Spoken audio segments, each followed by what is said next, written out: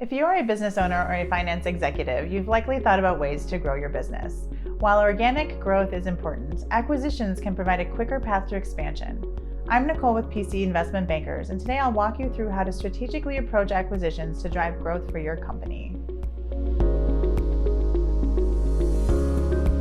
Acquisitions offer several compelling benefits, including rapid access to new markets, customers, and resources, as well as the potential to increase market share and realize valuable synergies that can boost profitability.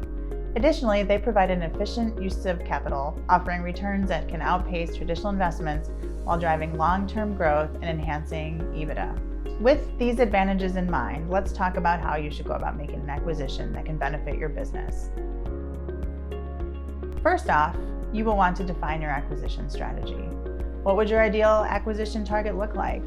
What is most important to the growth of your business? Will your focus be on a new product or service or a new geography? Are you looking to acquire a competitor to boost your market share and reduce competition? Maybe it's all of these things, but ultimately you will need to determine your company's top priorities. Once you've defined the type of company you want to acquire, the next question is, how are you going to pay for that company? The most common sources of funding are excess cash or cash reserves, senior debt financing, mezzanine financing, or equity financing. Excess cash is straightforward. It's using what you have saved. It's the cash that's on your balance sheet.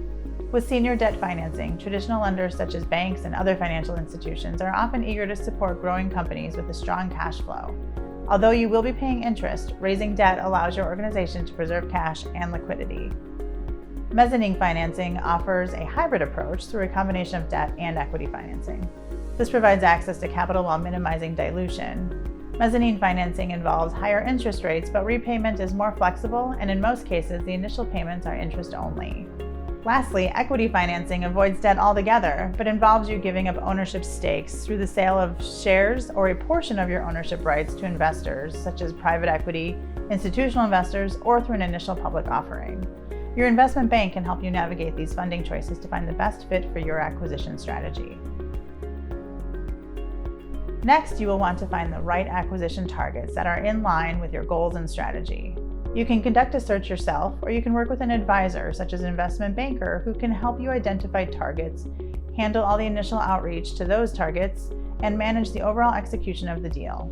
If you're looking for more information on how to find the best targets, click the link in the video description.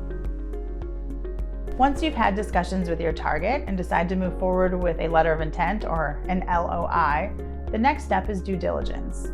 This involves a thorough review of the target company's operations, finances, and more. You can assign team members from different functional areas of your business to handle this, or you can outsource parts of it if needed. Key areas to focus on include financials, operations, human resources, legal matters, safety and environmental, and insurance.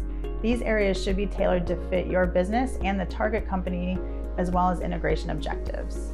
For the financial side, it may be helpful to bring in a firm that specializes in buy-side quality of earnings reviews to verify the target's financial information. This can also help identify potential synergies and integration challenges. Careful due diligence reduces risk and sets the foundation for a successful acquisition. As you move through the due diligence process, a critical next step is negotiating the purchase agreement. Your investment banker will work closely with your attorney to ensure you're protected as a buyer from any issues that arise during due diligence. It also helps ensure any items you wish to include or exclude in the transaction are properly handled in the agreement. Working with an experienced advisor, attorney, and tax professional during this process is key to ensure your plans post-close align with the expectations of the deal. The final step in a successful acquisition is executing the deal and planning for integration. Throughout the due diligence process and purchase agreement workflow, it is imperative to be planning what the post-closing integration process will look like. Once the deal is inked, both sides will want to know, now what? Will you integrate their accounting systems, or will the new acquisition be a standalone business with its own back office? Who will be in charge? Will the company change its name? These are just a few of the questions to address as part of your post-closing plan. Acquisitions are one of the most powerful tools for growing your business, but success requires more than just making a deal.